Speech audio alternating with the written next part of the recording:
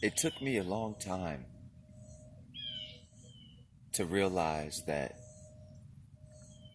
I have no idea what I really need in my life, and that I had no idea what life had in store for me. All right? Like, this all feels brand new to me. You know, you ever hear about people talking about old souls? I feel like I'm brand new. People talk about knowing their past lives, like going all the way back to ancient Egypt, and I'm just like, dang. Like, I'm sorry that you've had to put up with this for 2,000 years. You know? I feel brand new. Like, yeah, planet Earth feels like home to me, you know, and I love it.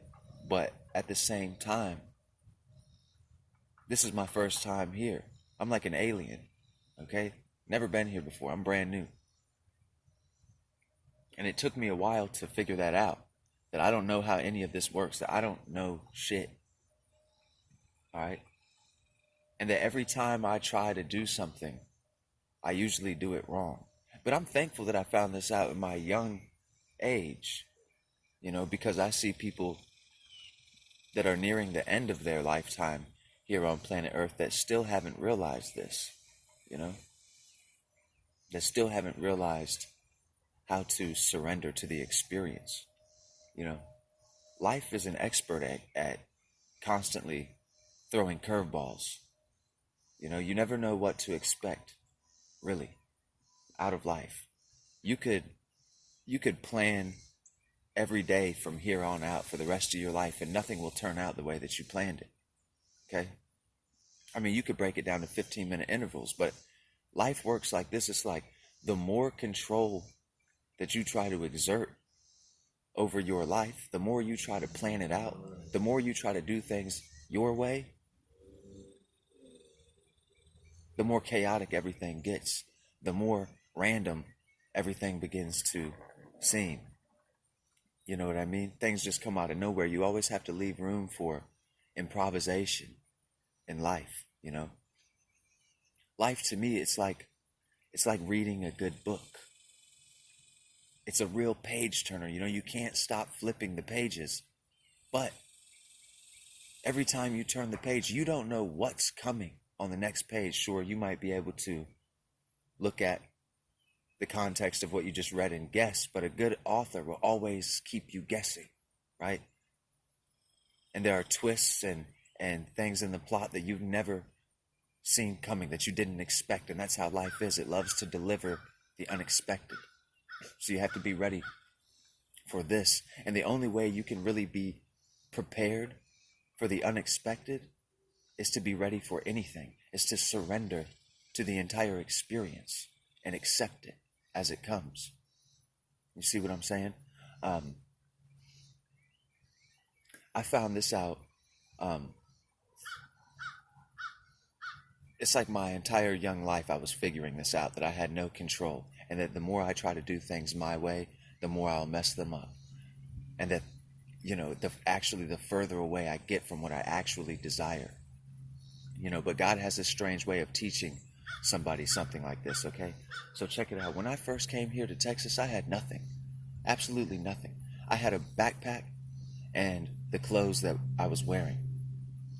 All right? And I rode a Greyhound from Florida to Texas. And in Florida, I had been in jail for like 6 months. And when I got out, I came straight to Texas.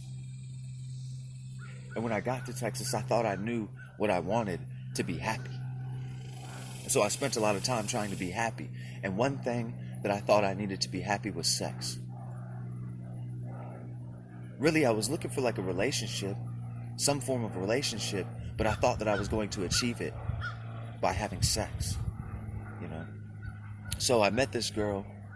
We had sex the first day that we met, and then we continued to be like friends with benefits for 3 months until her fiance found out about me and I found out about him.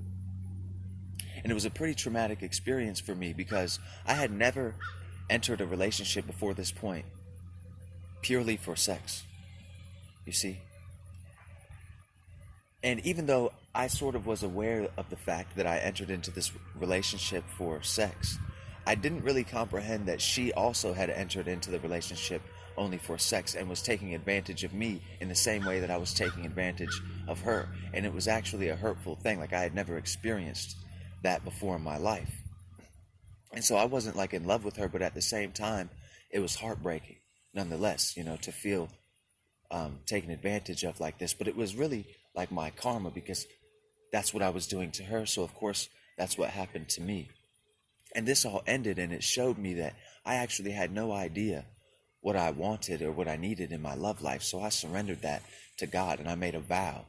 And I promised God that I would not pursue any sort of relationship or any sort of sexual conduct at all. This includes pornography and masturbation. I agreed that I would sacrifice this part of my life. Okay, and I would leave all of that up to God, and I wouldn't pursue any form of romantic relationship, period, until God told me it was time. And I waited, and when God told me it was time, it was time. And I met a beautiful woman, and now I'm married to her, and we have a child. She's like my best friend, my soulmate. But I had to give up on all of my own efforts to find love, for love to find me, sort of thing, for God to bring that into my life. When I was on drugs, I couldn't quit drugs on my own. Every time I tried to quit using drugs, I would use more drugs. You know what I mean? Or something like this. And it wasn't until I hit this rock bottom, this state of desperation with my drug use, where I had realized that there was no one left to blame but me, and my entire life had become unmanageable. I had to admit that I had this problem and that I didn't know how to fix it. And I had to surrender that entire part of my life. But there is a choice. Look, God will test you.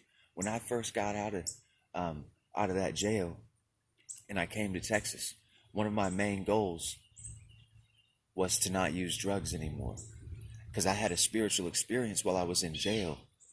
I met God for the first time, and I knew that it was possible for me to never use drugs again. So that was my goal. But let me tell you, this Greyhound bus ride was littered with temptation, tests, and trials for me to go up against, right? To become stronger through these tests and these trials, or weaker if I give in, But like, for example, we were on this Greyhound. Drugs were everywhere, man. One time we stopped at the Greyhound bus station in Arkansas somewhere, and I started to walk to the gas station to get something to drink for the ride. And out of nowhere, this dude literally popped out of the bushes, okay? A couple inches taller than me. This is around dusk. It's in the evening. And his left eye is like pointing this direction. Instead of looking at me, it's pointing off to the side. And he introduces himself. His name is Catfish. And I'm like, okay. And he's like, do you think you could buy me a hot dog and a bag of chips from the gas station? And I was like, yeah, I got you. Come on, let's go. And he was like, well, actually, as a matter of fact, with that $5 that you're about to spend on me in the gas station, if you just gave me that $5, I could run down the road and get right. And I was like, oh, okay, here's the $5. And I just gave him the money. When I got to the gas station, another dude popped out from behind the gas station, and he asked me the exact same question. He said, hey, man, do you think that you could buy me a hot dog and a bag of chips? I said, yeah, I got you. Get them. And so we go in the store together, and he gets the hot dog, he gets the bag of chips, and we go to the cashier, and the cashier looks at me and says, who's this stuff for? The bag of chips and the hot dog. I said, oh, it's for my friend here. And he said, oh, well, you can just take it, man, and didn't charge us for that. Then as I'm walking back to the bus station, Catfish pops out again, and at this point, it's now starting to lightly drizzle, and there's a little bit of thunder and lightning and stuff, and Catfish comes back out, and now he's got a handful of crack rocks.